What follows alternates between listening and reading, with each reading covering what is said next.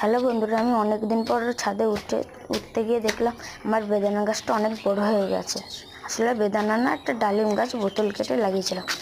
ছাদে যেতে যেতে দেখি আমাদের অনেক গাছ বড় হয়ে গেছে। অ্যালোভেরা, এখানে 4 ধরনের গোলাপ গাছ রয়েছে।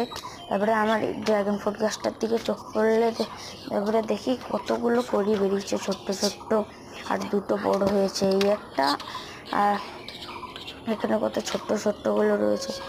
আর এই যে এই পাশে কত একটা বড় হয়েছে, দেখুন এইগুলো তো ছোট, এই একটা বড় হয়েছে, এই দুটোই বড় হয়েছে।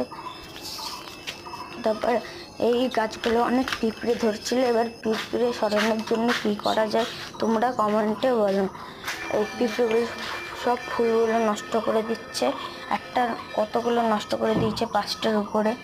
এই যে এই গাছটা পুরো আজকের মতো এটুখানেই থাক, টাটা।